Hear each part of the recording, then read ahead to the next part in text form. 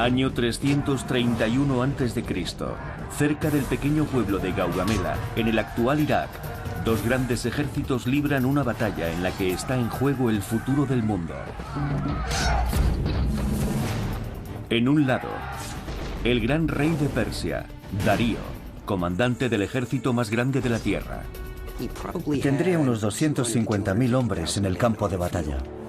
En el otro lado, un ejército 5 veces más pequeño, dirigido por un joven de 26 años llamado Alejandro. A esa edad tan joven ya era un veterano comandante. Prepárense para presenciar la batalla más extraordinaria de la antigüedad como nunca lo habían hecho. Sean testigos de primera mano de innovadoras estrategias y armas de guerra. Tenían un arma muy parecida a esta, una lanza muy aerodinámica. ¿Quién era Alejandro? ¿Cómo pudo enfrentarse a un ejército 5 veces más numeroso que el suyo? Sus tácticas siguen vigentes en nuestros días. ¿Cuál era el arma secreta de Alejandro? Alejandro era un fenómeno. Retrocederemos en el tiempo para presenciar una de las batallas más extraordinarias de la historia. Gaugamela fue un punto de inflexión en la historia de la humanidad. Las líneas de combate están trazadas. El desenlace es imprevisible. Prepárense para la batalla. Será una lucha hasta el final, que cambiará la historia para siempre y otorgará a un joven con el sobrenombre de Alejandro. ¡A la carga! Magno. Batallas cruciales de la historia. Alejandro Magno. 1 de octubre del año 331 a.C., cerca del pueblo de Gaugamela, los dos ejércitos más poderosos del mundo, el persa y el macedonio, están a punto de enfrentarse en combate. El ejército macedonio avanza primero, aunque es superado en número en una proporción de 5-1. Su joven jefe, Alejandro, ordena a sus tropas de élite atacar el centro de la línea persa.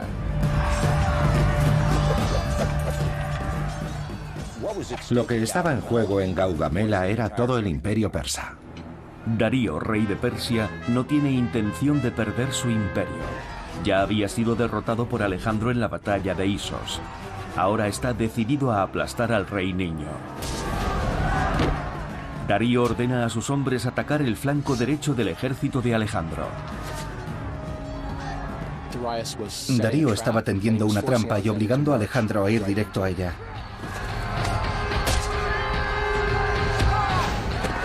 El rey persa ordena el despliegue de sus armas más letales, carros de guerra diseñados para despedazar al enemigo. ¿Qué podía hacer Alejandro contra algo así? Teniendo que hacer frente a unos obstáculos increíbles y a unas armas aterradoras, ¿será Alejandro capaz de salvar a sus hombres y a su reino? La historia de Gaugamela comenzó realmente en un pequeño rincón apartado del mundo antiguo, una región al norte de Grecia llamada Macedonia. Esta región montañosa estaba considerada un territorio bárbaro por los griegos, ya que era una monarquía, no una democracia, y desde la infancia los muchachos de Macedonia, como Alejandro, eran educados para ser guerreros.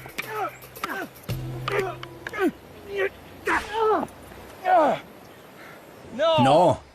¡Muévete! ¡Muévete y ataca! Alejandro estaba familiarizado con los grandes héroes de las leyendas homéricas y provenía de una sociedad que valoraba a aquellos héroes. Se deleitaban con cualquier actividad que les permitiera demostrar su valor personal.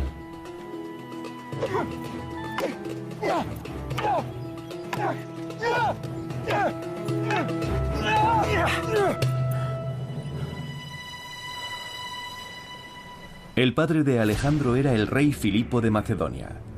Curtido veterano en guerras tribales, era estudiante del arte de la guerra.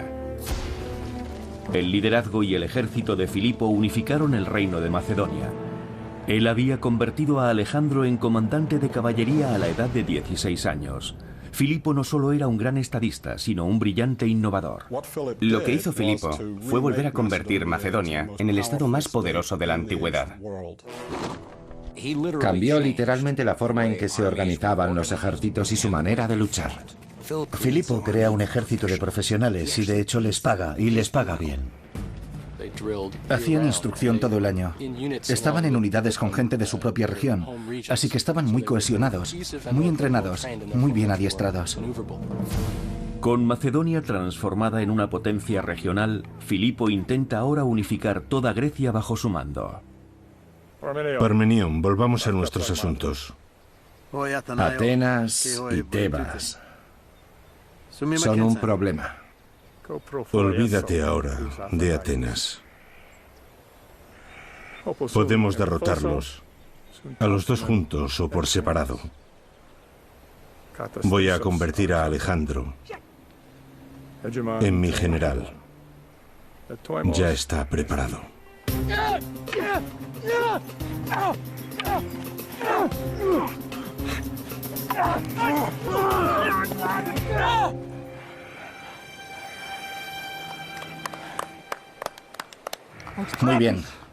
Muy bien, Alejandro. La otra fuerza formativa en la vida de Alejandro era su madre, Olimpia. Hija de un rey conquistado, se había convertido en novia de Filipo como botín de guerra. Su relación con Filipo era cuando menos escabrosa. Había sido apartada a un lado a favor de una nueva esposa, más hermosa. Así que se podría decir que Alejandro guardaba cierto resentimiento porque pensaba que a su madre se le había negado injustamente cierta posición de privilegio. Es posible que Olimpia temiera incluso que aquella nueva esposa tuviera un hijo, al que Filipo favoreciera como su heredero, en lugar de favorecer a Alejandro. En el año 336 a.C., el destino cambia la vida de Alejandro, cuando Filipo de Macedonia es asesinado. Para Macedonia y para el joven Alejandro, aquello significa una cosa.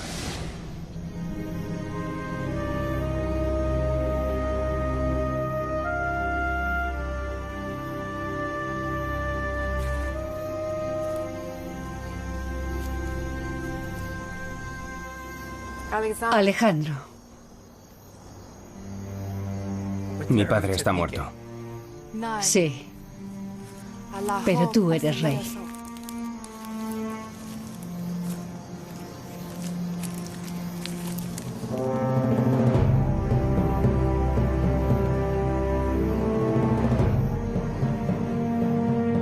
La muerte de Filipo no detuvo los planes de conquista de Macedonia. Con solo 20 años, Alejandro tomó el control del ejército y marchó con sus tropas hacia Grecia, que se rebeló tras la muerte de Filipo. Atenas y otras ciudades-estado se rindieron al joven rey. El ejército macedonio era imparable. Después Alejandro fijó su objetivo en el este, Persia. El imperio persa fue en su época el imperio más grande de la historia. Nunca había existido un imperio semejante, ni tan grande ni tan organizado como el imperio persa. En su apogeo se extendía desde la frontera indo-pakistaní hasta Macedonia y en el sur incluía a Egipto. Los persas y los griegos llevaban en guerra desde el año 550 a.C. aproximadamente, bastante más de 200 años. Persia había invadido Grecia, conquistado Macedonia, reducido a cenizas Atenas, violado los templos de los dioses. Alejandro creció con la idea de que el gran premio por excelencia era el imperio persa.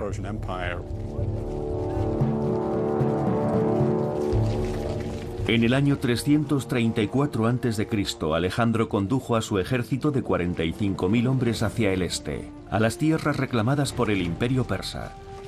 Según reza la leyenda, cuando atravesaban la zona central de la actual Turquía, Alejandro visitó un templo en las afueras de la ciudad de Gordión.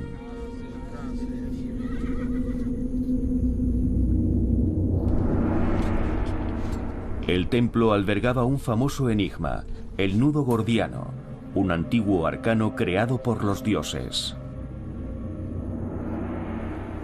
Un nudo tan intrincado que quien fuera capaz de deshacerlo se convertiría en el señor de Asia.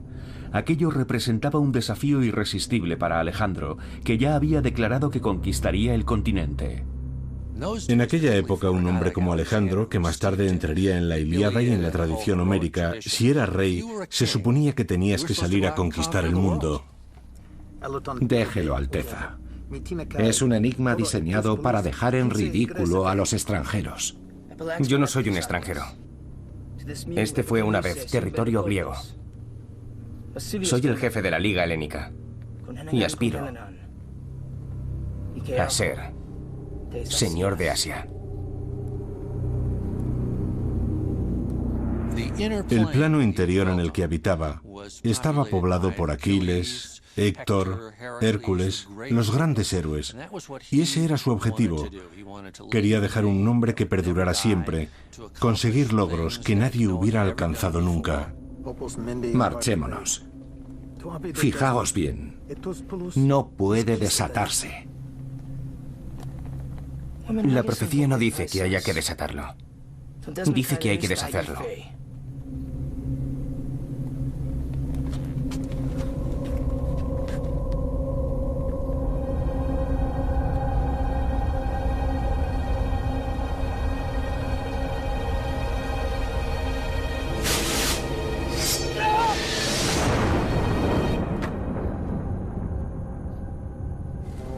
¿Qué importa la forma en que lo deshaga? Sea o no cierta la historia, creo que nos cuenta algo acerca de la naturaleza de Alejandro, de su carácter, de su disposición a encontrar soluciones nuevas e inventivas, e incluso que estaba destinado al éxito. Los historiadores debaten sobre si la historia del nudo corviano es cierta o se trata simplemente de un mito. Sin embargo, no existe debate sobre la determinación y el genio legendarios de Alejandro. Ahora iban a ser puestos a prueba en una de las batallas más importantes de la antigüedad. Alejandro se dirige a una confrontación con el imperio persa. Pronto comenzará una batalla por el control del mundo conocido, en un lugar llamado Gaugamela.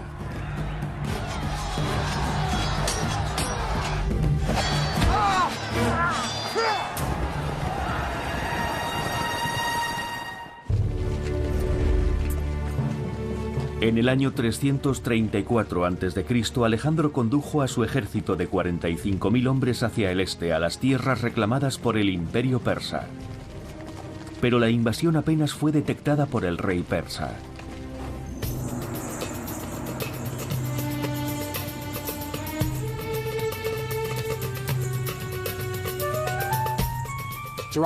Darío III era el gran rey de Persia. Accedió al trono en el año 336 a.C. ¿Qué quieres? Darío es informado de que Alejandro y su ejército han entrado en territorio persa. Ahora la pregunta es, ¿qué hacer al respecto? Los persas quieren conseguir una pronta victoria contra Alejandro, cortarlo de raíz, luchar contra él antes de que pueda avanzar mucho más allá del lugar en donde se ha posicionado. Quiero que lo aplastéis. Pero la estrategia persa produce el efecto contrario.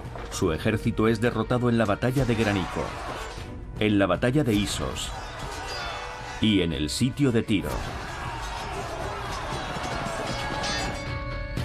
Alejandro. Mientras Darío contemplaba el sorprendente éxito militar del joven general, comenzó a construir su ejército. Muchos de sus consejeros le dijeron, no libres batallas convencionales contra el ejército macedonio, son simplemente demasiado buenos, el riesgo de salir derrotados es demasiado alto. En vez de ello, rehúye la batalla y retírate.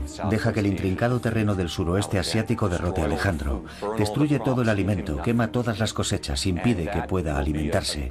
Y así conseguirás con el tiempo derrotarlo. Ese tipo de política es muy difícil de llevar a cabo para Darío, ya que necesita demostrar su valía. Y tradicionalmente los reyes persas demuestran su valía ganando batallas. Pero antes de un enfrentamiento final con Alejandro, Darío decide negociar en vez de combatir. Darío envió varios mensajes a Alejandro, ofreciéndole un tratado de paz y varios acuerdos. Darío le dijo a Alejandro que si suspendía la campaña le daría dinero, la mitad del imperio que había conquistado hasta ese momento, e incluso la mano de su hija en matrimonio. Dicen que Alejandro, en respuesta, envió varias cartas diciéndole a Darío, ¿por qué habría de negociar contigo por algo que ya me pertenece? Léela otra vez. Gran rey. Léela. De Alejandro a Darío. Todo lo que posees ahora es mío. Si quieres defender tu trono, levántate y lucha por él. Lo que estaba en juego en Gaugamela era todo el imperio persa. Si Alejandro conseguía que Darío entrara en batalla y lo derrotaba, tendría derecho a reclamar el trono del imperio persa. ¿Qué pueblo es ese que se ve ahí abajo? Gaugamela, gran rey. Gaugamela. Dile al rey niño que me enfrentaré a él y lo aplastaré en Gaugamela.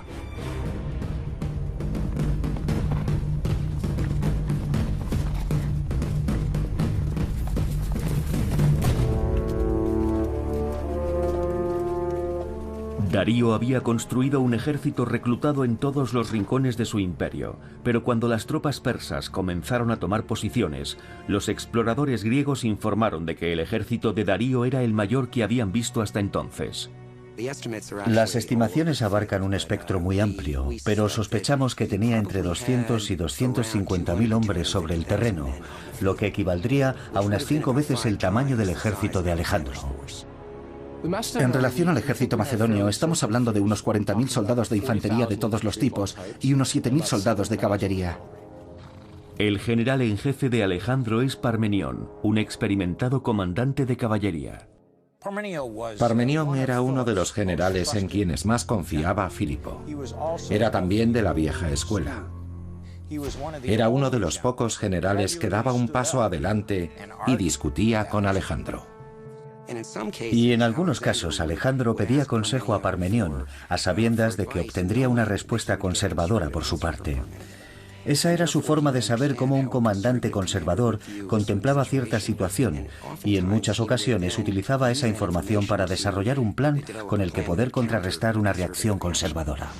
Puede que al joven Alejandro no le preocupara que su ejército fuera superado en una proporción de 5-1, pero al viejo general sí. Ataca de noche. Parmenión quiere atacar de noche mientras el enemigo duerme. Puede que nos superen en número, pero un ataque sorpresa sería deshonroso y cobarde. Yo en tu lugar atacaría ahora, Alejandro. Yo también. Si fuera Parmenión. Pero no soy Parmenión. Sería una lástima robar una victoria de esa manera. Atacaremos por la mañana. Era arrogante y temerario, pero tenía que serlo para actuar como líder en ese entorno. Darío esperaba un ataque nocturno y dejó a su ejército en guardia durante toda la noche. No era una fuerza cohesionada, sino una serie de grupos armados reclutados por los gobernadores o sátrapas de todos los rincones del imperio. El rey iba a ver al sátrapa y le decía: tu impuesto este año es de 1 millar de hombres. Y contaba con un gran número de sátrapas en diferentes lugares. Luchó con los etíopes, luchó con los bactrianos que ocupaban el actual Afganistán. Estaban por todas partes, tenían diferentes lenguas y armas y culturas diferentes.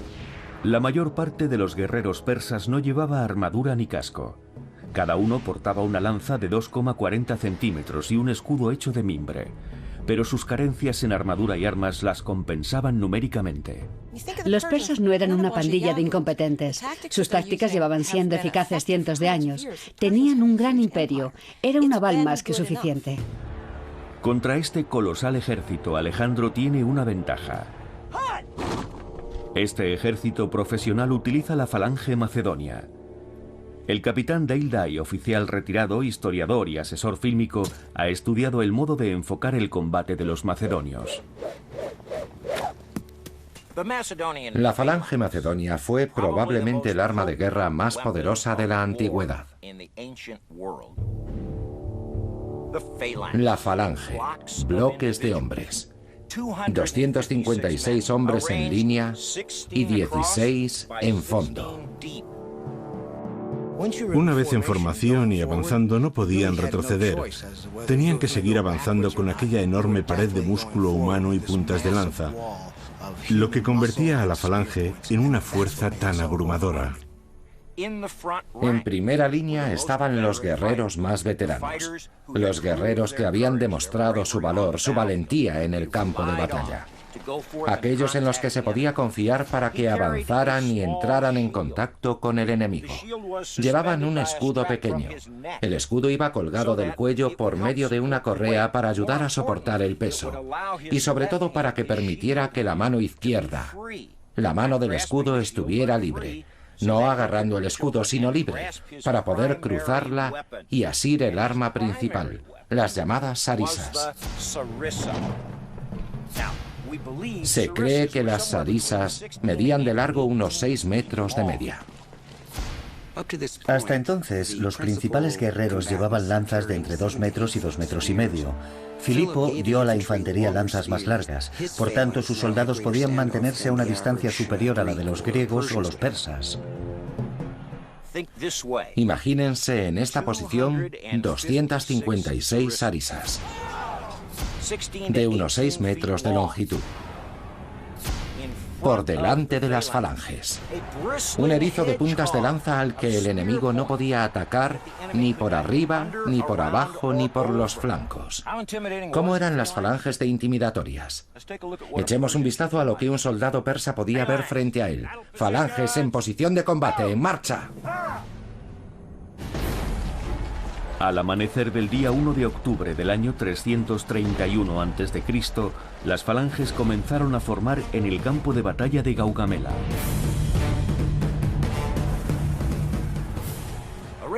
Situada a la derecha de la falange, había generalmente una unidad de infantería pesada, compuesta por guerreros a los que los griegos llamaban hoplitas.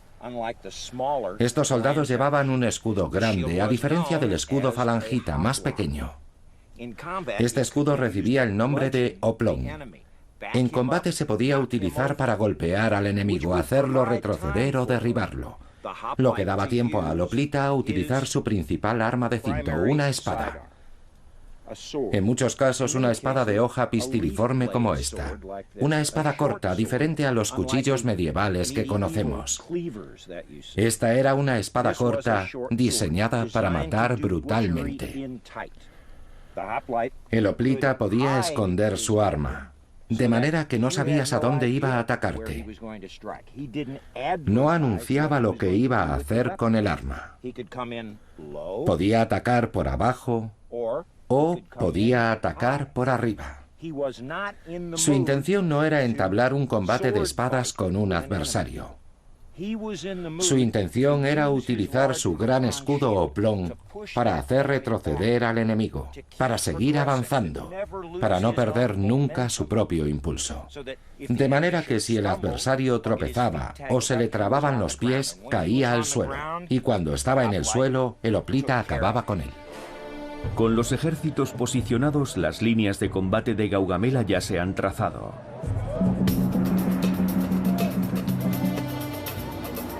Al parecer, el plan de Darío era que Gaugamela fuera la batalla final. Constituye un punto de inflexión para Alejandro y para el futuro del mundo.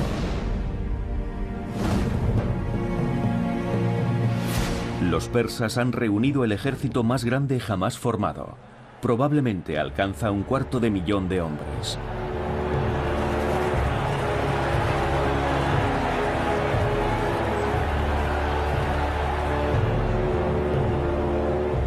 El ejército de Alejandro se compone solamente de 45.000. El riesgo era alto, porque Darío sabía que si perdía esta batalla, probablemente perdería su imperio. Para Alejandro el riesgo también era elevado. Lo había apostado todo al triunfo sobre Darío y convertirse en el rey de Persia. Alejandro lo arriesga todo en esta batalla. Si vence, el imperio más rico de la tierra será suyo. Si es derrotado, 45.000 hombres serán masacrados y Grecia estará abierta a la invasión. Un joven de 26 años está a punto de librar una batalla que determinará el futuro de 2 continentes. Alejandro Magno y su ejército de 45.000 macedonios se enfrentan a un ejército persa que casi les quintuplica en número. Los mejores guerreros de este ejército se extienden a lo largo de una línea ininterrumpida de 4 kilómetros. Aunque le preocupa su inferioridad numérica, Alejandro ha entrenado a sus hombres precisamente para este encuentro.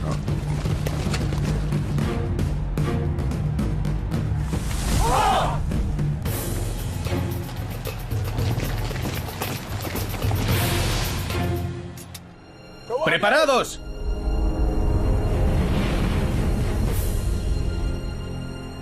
Darío desplegó su línea de batalla de tal manera que suponía un enorme reto para cualquier enemigo. Era de unos 4 kilómetros con corredores de la muerte dispuestos para los carros escitas, equipados con cuchillas de hierro al frente y en los laterales. Por mucho que prolongaran su línea de batalla, los macedonios seguían siendo sobrepasados en casi 1 kilómetro. Alejandro se exponía a una doble maniobra envolvente en la que Darío podía enviar a su caballería por ambos flancos, mientras los carros escitas atacaban de frente a las huestes macedonias. ¿Cómo haría Alejandro frente a algo así? Alejandro planteaba cada batalla como si fuera un juego de ajedrez, y sabía que esta iba a ser una partida difícil. Alejandro veía a su ejército, metafóricamente hablando, como un martillo y un yunque en el que la falange hacía el papel de yunque y la caballería era el martillo. Así, entre el martillo y el yunque aplastaba al ejército enemigo.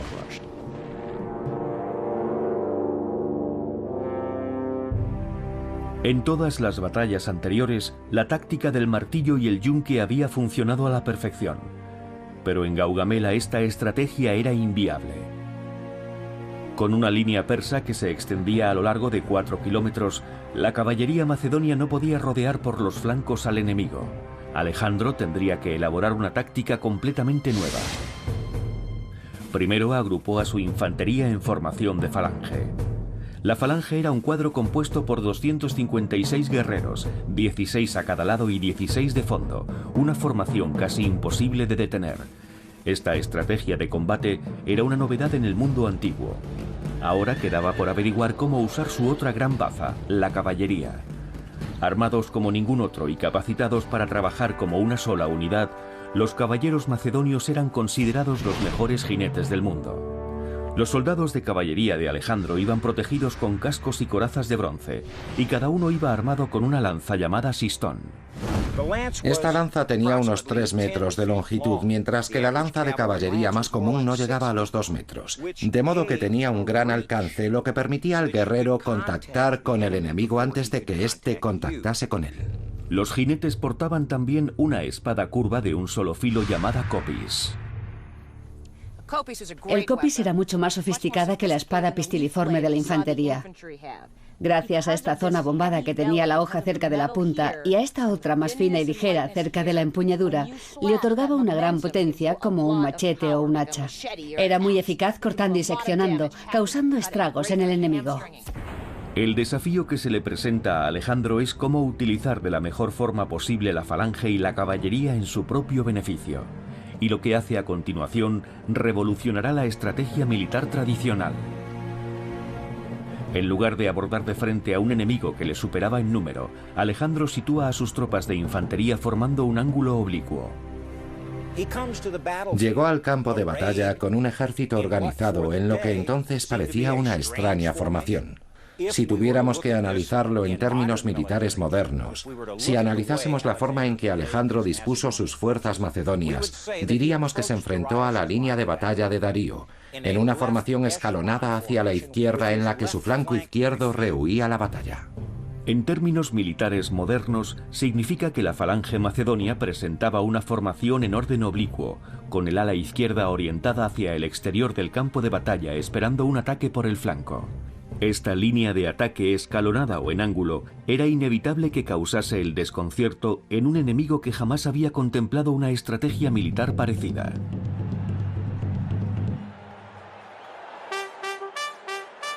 La línea del frente macedonio comienza a marchar hacia el enemigo.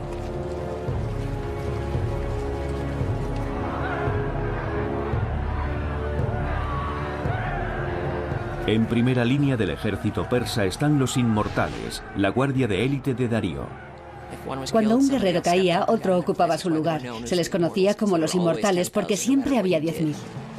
Al ver aproximarse a los macedonios, Darío cree que la disposición en ángulo de Alejandro ha otorgado a los persas una enorme ventaja. Darío observa el gran espacio que se abre entre la caballería persa y las tropas de Alejandro. Alejandro era un estratega inteligente. Sabía que si se ofrece terreno abierto a una poderosa fuerza de caballería, la caballería cargará a través del terreno abierto. Así que Alejandro dio por sentado que si ofrecía ese espacio, Darío lo aprovecharía. Y no se equivocó. Darío ordena a su caballería que cargue contra el flanco macedonio.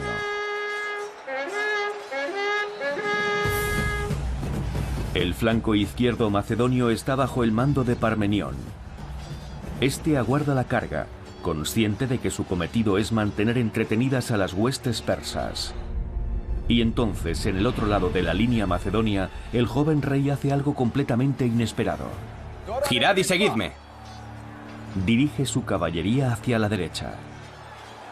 En una maniobra particularmente inesperada para el rey Darío, Alejandro comienza a avanzar en paralelo a la línea de batalla persa.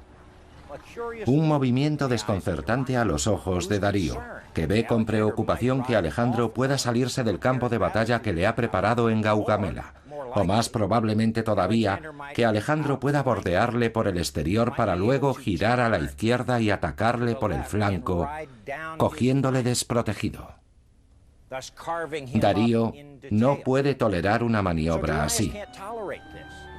Envió señales a su primo Besos, el jefe de la caballería bactriana, la caballería pesada situada en el flanco izquierdo persa. Le ordena, deténlos, y Besos realiza su maniobra con la caballería. Comienza a cabalgar paralelamente a Alejandro. Darío observa con inquietud esta táctica poco ortodoxa, pero apenas tiene tiempo para preocuparse de ella. Porque en el centro del campo de batalla, la inquebrantable falange del ejército de Alejandro está a punto de chocar contra la guardia de élite del ejército persa. Y ahora, dos imperios, dos continentes y dos ejércitos se enfrentan, con el destino del mundo en juego. La batalla ha comenzado.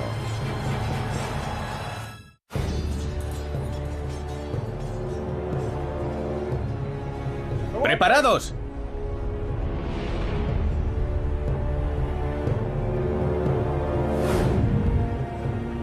El 1 de octubre del año 331 a.C., el ejército de Alejandro el Grande está a punto de combatir contra un ejército mucho más numeroso comandado por el rey persa Darío. La batalla está en marcha. Mientras el centro y el flanco derecho chocan entre sí, Alejandro y su caballería de los compañeros continúan cabalgando hacia la derecha, al mismo tiempo que la caballería persa remeda cada uno de sus movimientos. Sin embargo, Alejandro cuenta con una baza oculta. Corriendo a pie detrás de la caballería, se oculta un regimiento completo de peltastas, la infantería ligera de Alejandro. Los peltastas eran hostigadores que aparecían por el campo de batalla, entrando y saliendo de los combates, arrojando palos, piedras y otras armas. Llevaban como protección un escudo llamado pelta, de ahí su nombre, peltastas. Los peltastas empleaban varios tipos de armas. Usaban arcos cortos con flechas de corto alcance. Y usaban también jabalinas. Debían llevar un arma muy similar a esta, una lanza ligera y muy aerodinámica. Destacaba no tanto por su alcance como por su velocidad. De aquella lanza procede esto que voy a mostrarles. Esto es una jabalina moderna de competición, una jabalina de las que usan en competiciones olímpicas. Lo importante es recordar que de aquella lanza proviene esta jabalina. ¿Y cómo son de efectivas? Vamos a comprobarlo.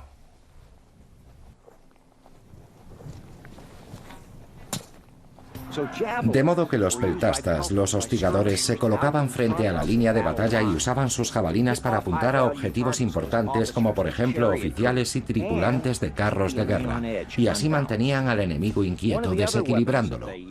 Otra de las armas que utilizaban era bastante común en la época, era la honda. Debía tener un aspecto muy similar a esto. Es un dispositivo muy sencillo, un saquito de cuero cosido en forma de bolsa para contener el proyectil o piedra, y dos largas cuerdas enrolladas o trenzadas que servían para lanzar el proyectil.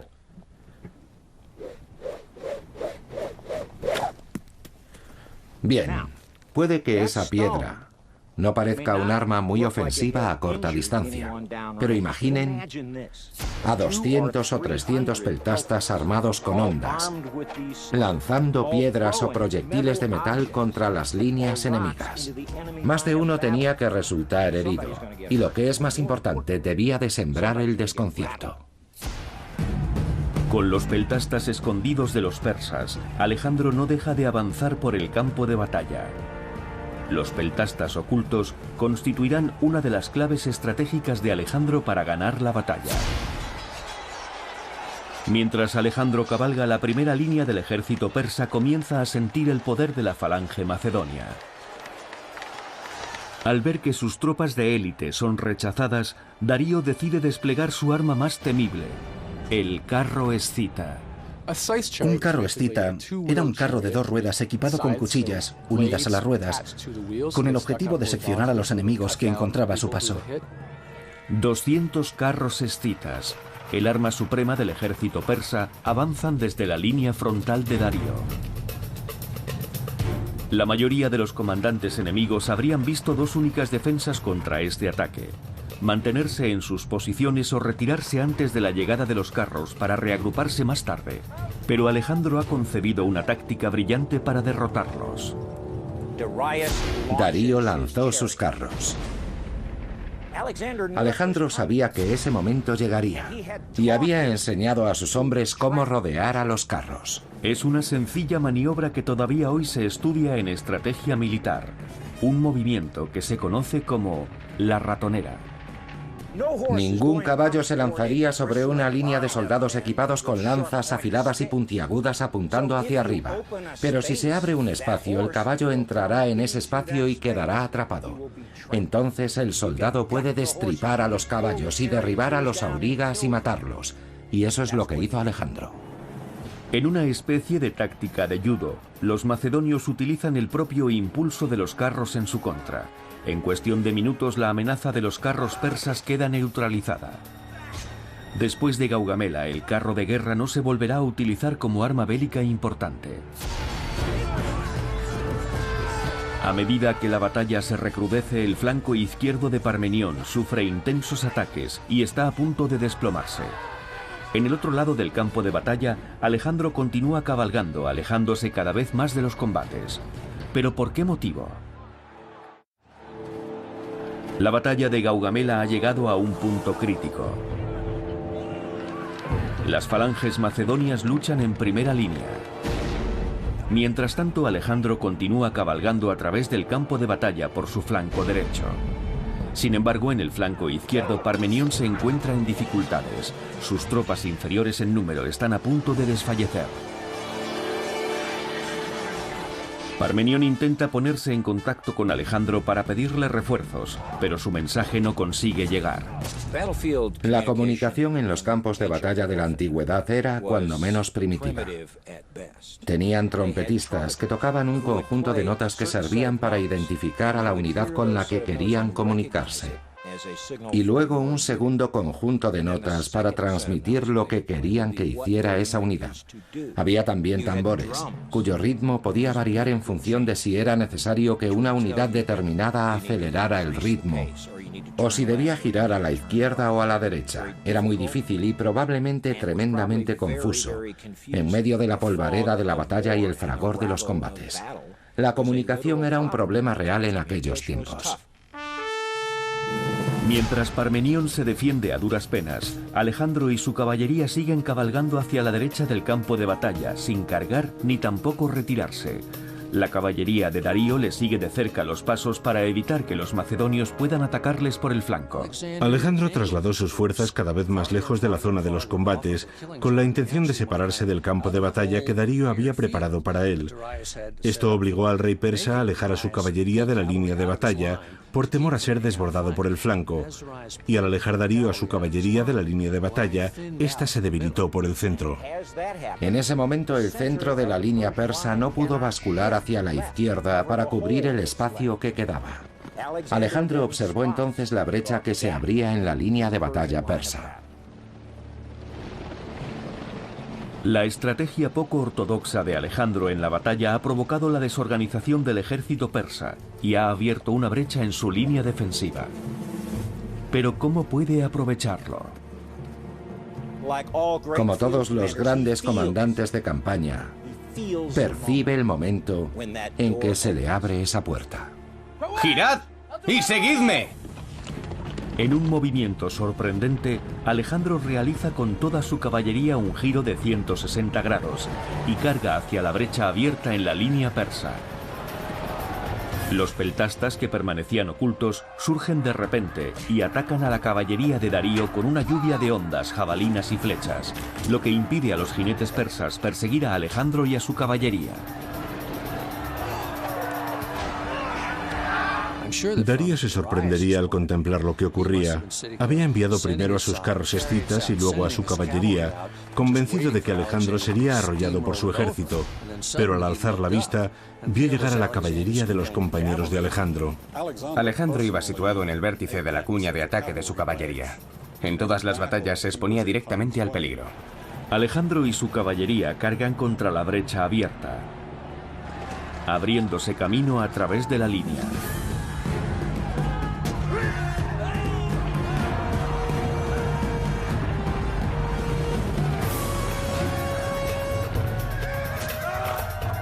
La falange es el yunque.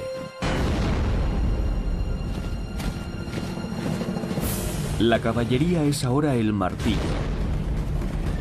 Y entre ambas aplastan a la infantería persa.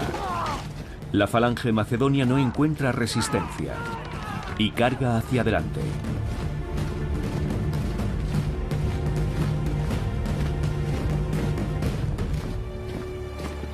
El ejército persa se rompe y empieza a emprender la huida. Una vez roto el centro de la línea persa, Alejandro tiene ahora un objetivo, el objetivo más antiguo de todas las guerras: matar al rey. Alejandro planteó la batalla de Gaugamela con la idea de enfrentarse a Darío, mano a mano, cara a cara, matarle y clavar su cabeza en una pica. Alejandro era consciente de que si mataba a Darío, si podía cortar la cabeza de la serpiente, el resto de la serpiente moriría. Pero justo cuando Alejandro está a punto de alcanzar a Darío en su huida, un cambio repentino detiene su persecución.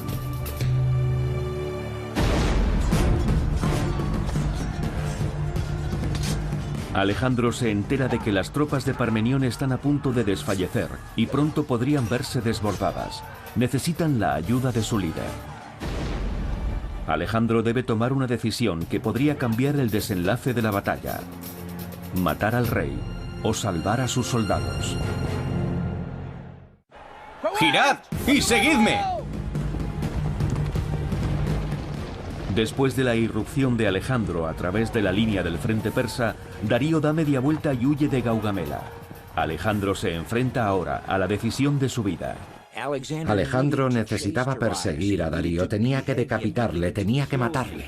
Darío está a punto de ser alcanzado por Alejandro. Sin embargo, el flanco izquierdo del ejército macedonio necesita ayuda inmediata. Una decisión difícil de tomar para un joven de 26 años que anhela conquistar el mundo.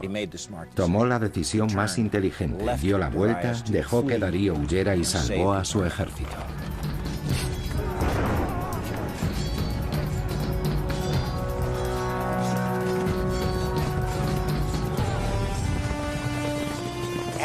Alejandro corrió directamente hacia el campo de batalla y cayó sobre un muro de desconcertados soldados por la retaguardia.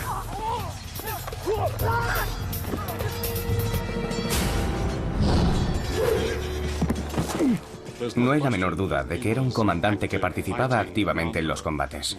Se exponía al peligro y se deleitaba con ello. El rescate de las tropas de Parmenión por parte de Alejandro fue una de las fases más duras de la batalla.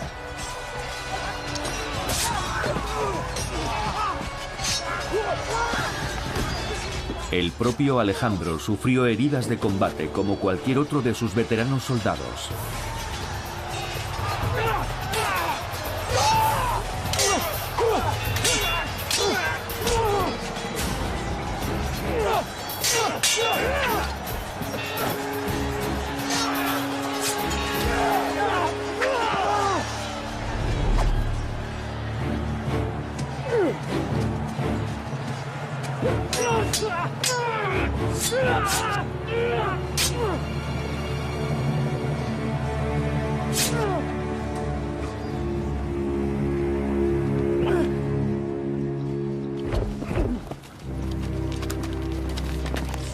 Mi señor, mi señor. Darío ha huido. Para Alejandro la victoria es agridulce. Defendió su flanco izquierdo, salvó a su ejército y ganó la batalla de Gaugamela. Al caer la tarde, la batalla había concluido y la leyenda de Alejandro había comenzado. Gracias, señor. Ha sido un honor. Para Alejandro, podría decirse que la batalla de Gaugamela fue la batalla decisiva final. De hecho, después de Gaugamela, Alejandro asumió para sí el título de Gran Rey de Persia. Alejandro continuó avanzando hacia el este, conquistó el resto del imperio persa y cruzó los desiertos de lo que hoy es Afganistán para derrotar a los ejércitos de la India. Creo que lo que le impulsó a seguir avanzando fue su anhelo por hacer cosas que nadie había hecho hasta entonces, para conseguir fama y gloria imperecederas. No perdió nunca una batalla. Fue el estratega militar de mayor éxito que estudiamos en Occidente. Era un estratega brillante y un estadista brillante. Era un personaje lleno de carisma, de cuya figura emanaba una especie de aura de poder. Una lista de los grandes estrategas militares de la historia la encabezaría Alejandro. Se merece el título de grande.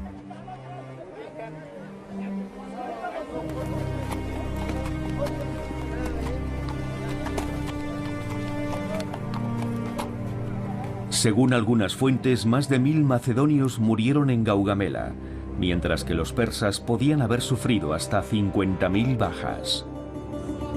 Darío escapó hacia las montañas para ser asesinado antes de cumplirse un año por uno de sus propios generales. Alejandro se autoproclamó señor de Asia y nadie pudo discutir este hecho por más tiempo. Alejandro fue grande porque veía con enorme lucidez sus objetivos.